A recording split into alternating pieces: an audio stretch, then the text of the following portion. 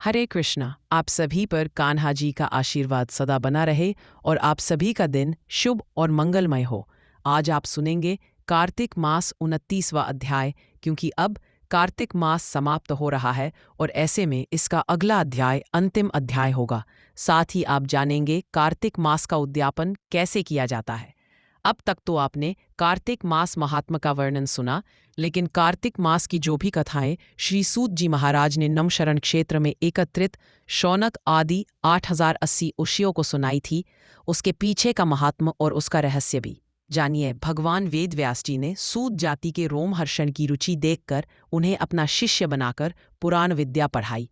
उनके पीछे उनका उद्देश्य था कि जो वेद विद्या से वंचित हैं उन्हें पुराणों के रूप में वेदों का अर्थ प्रदान कर उनका कल्याण किया जाए।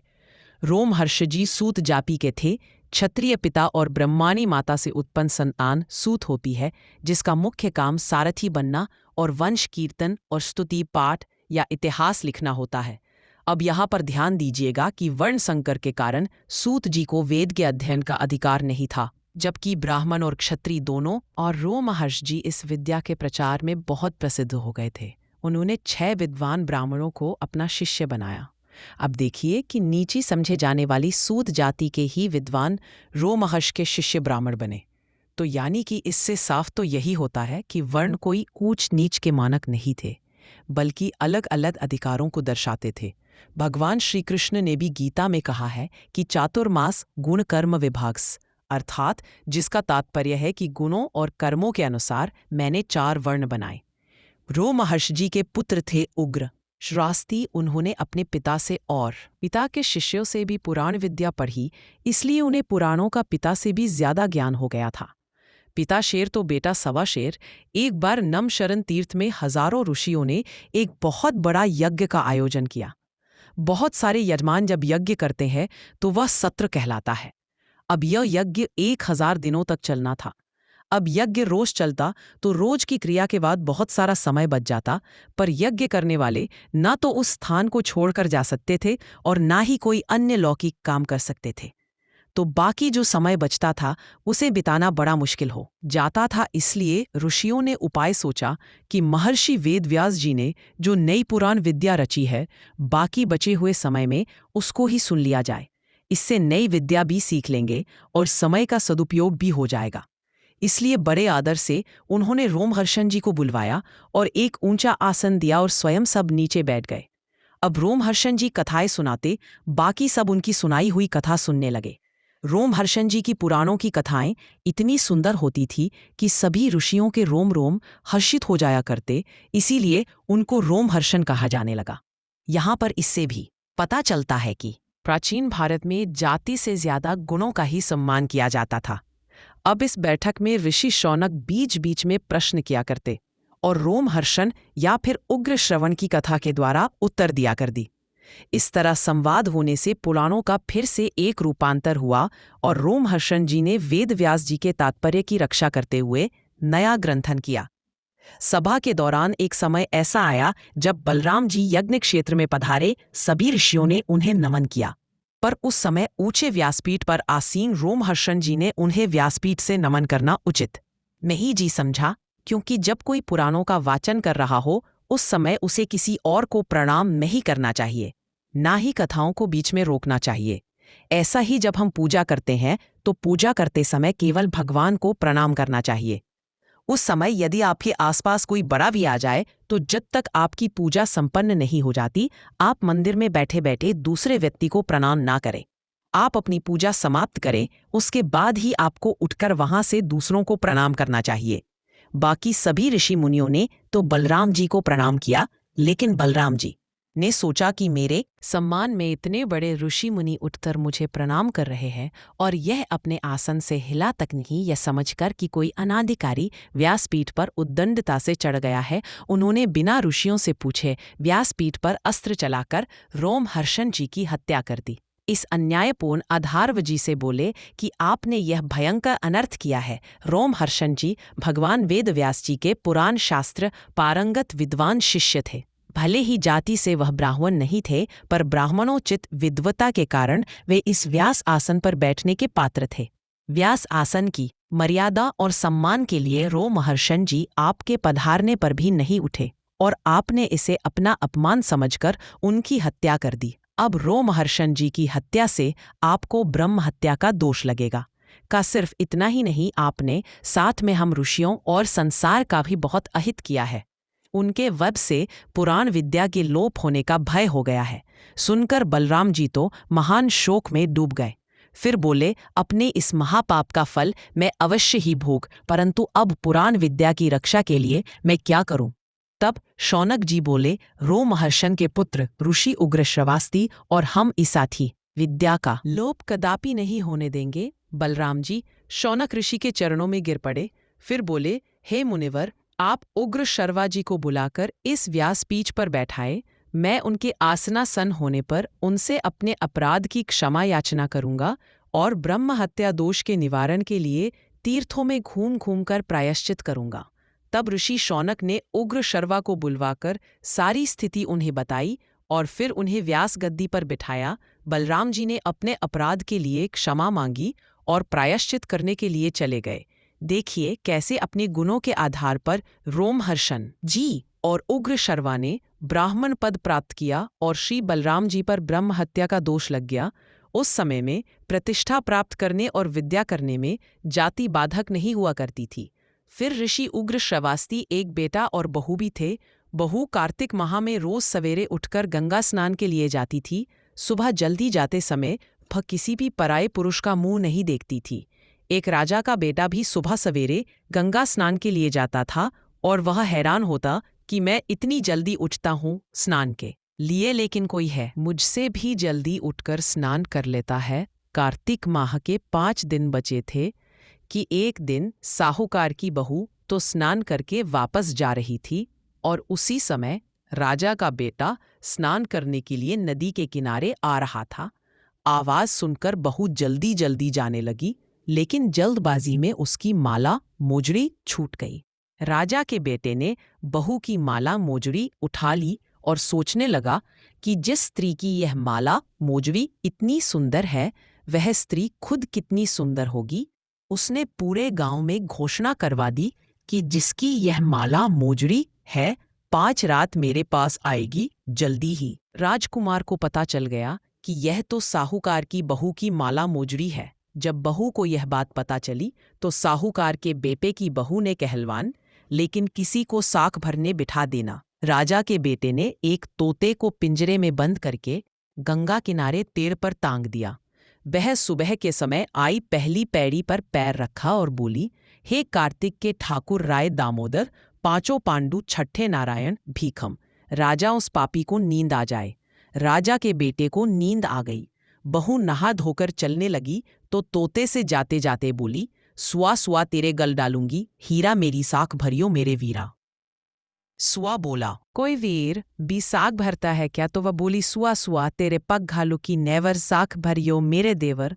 सुआ ने कहा, ठीक है भाभी, मैं तेरी साख रखूंगा।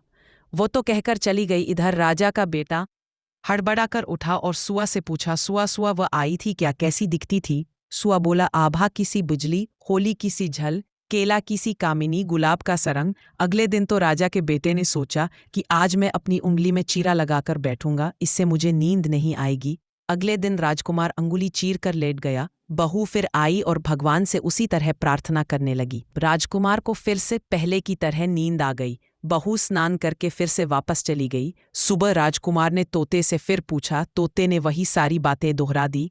अब की बार राजकुमार बोला कि मैं तो आज रात में आंखों में मिर्ची डालकर बैठूंगा, और रात में वह मिर्ची डालकर बैठ गया। बहू फिर आई और प्रार्थना की, जिससे राजकुमार को पहले की तरह नींद आ गई।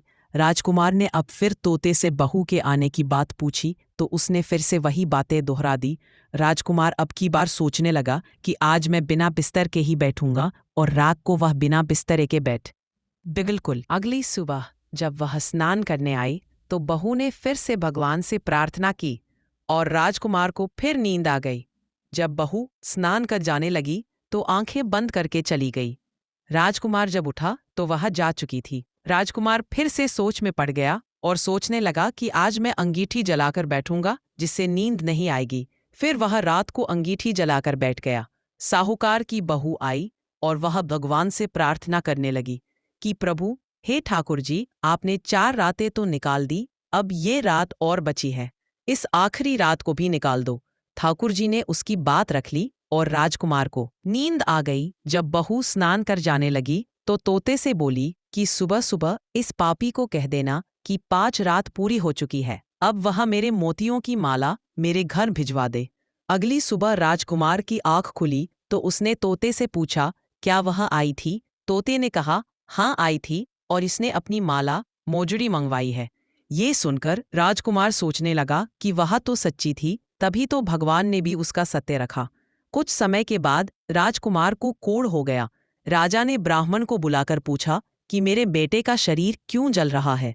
तब ब्राह्मण ने सारी बातें विस्तार से राजा को बताई कि इसने क्या किया था। ब्राह्मण ने कहा कि इसने पतिव्रता स्त्री पर बुरी नजर डाली थी, इसलिए यह इस रोग से पीड़ित हुआ है। राजा ने इसके ठीक होने का उपाय पूछा तो ब्राह्मण ने कहा कि अगर ये उस साहूकार की बहू को धर्म की बहन बनाए और रोज उसके नहाए हुए जल से स्नान करे तभी ठीक हो सकता है। राजा साहूकार की बहू की माला लेकर साहूकार के घर गया और बोला कि ये माला आपके पुत्र वध की है, इसे रख लीजिए और आपकी बहू के नहाए हुए जल से मेरे बेटे को नहला दीजिए। साहूकार बोला कि मेरी बहू तो किसी पराये पुरुष का मुंह तक नहीं देखती, आप उसे इस नाली पर बिठा दीजिए, जब वह ऊपर नहाएगी तब नीचे इस नाली के पानी से आपका पुत्र नहा लेगा। राजकुमार ने ऐसा ही किया। कुछ समय बाद उसका शरीर चंदन सा हो गया। हे पंच भिखु देवता, जैसे आपने साहूकार की पुत्र वधू का सत रखा वैसे ही सभी का रखना। पो नहाय पड़वा नहाय, 5 रतन पंच तीरथ पंच भीखम नहाय, 1 टका मेरी गांठ में सुनियो। रघुराई आधे का लाए, आधे की राई, राई दामोदर सांवला, जिसने सृष्टि रचाई, राजा के घर उतरी पुत्री बनाई। राजा लाया ब्याह के रानी बनाई, 4 चक्कर 4 मक्कर 4 दिए थी लौमाए। तुझसे पूछूं श्री कृष्ण जी, कब निस्तारा होए? जब आएगा कार्तिक का महीना तब निस्तारा होए।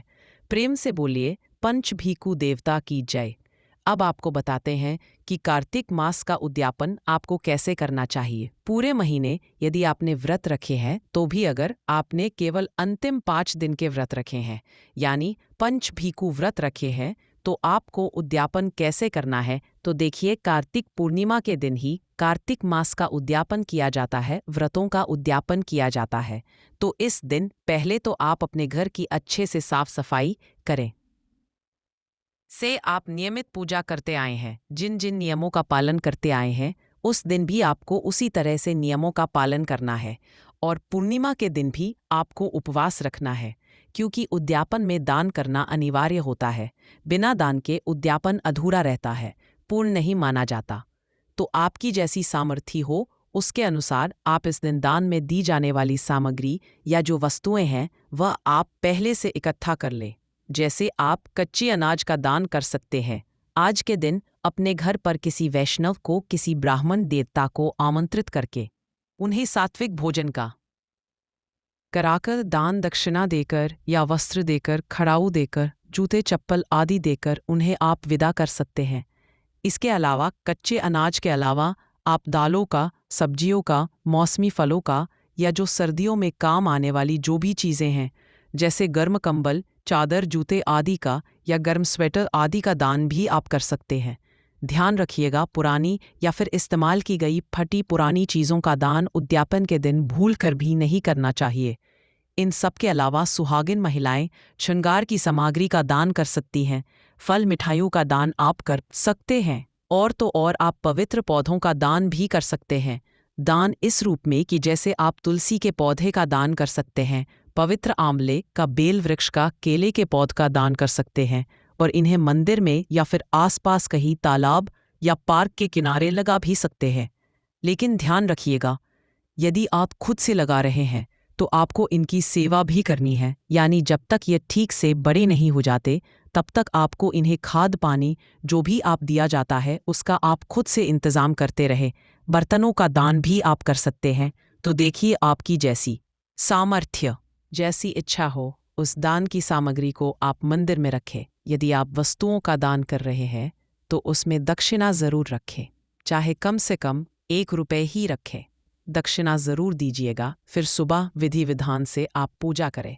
दान की सामग्रियों पर गंग जल छिड़क कर उनका भी आप पूजन करें, अक्षत पुष्प अर्पित करें और फिर यथा योग्य व्यक्ति को, चाहे ब्राह्मण देवता हो तो उन्हें मंदिर में, यदि आप भिजवा सकते हो तो मंदिर में भिजवा दीजिए, या फिर किसी गरीब निर्धन व्यक्ति को उनकी ज़रूरत का सामान, उनके काम में आने वाली जो चीज़ें हैं उनका भी दान आप कर सकते हैं। जो सुहागिन महिलाएं हैं, श्रृंगार की सामग्री यदि दान कर रही हैं तो जो श्रृंगार की सामग्री आप दान करने जा रही हैं उनमें से 1 या 2 चीज़ें अपने लिए भी आप आशीर्वाद रूप में रख लें।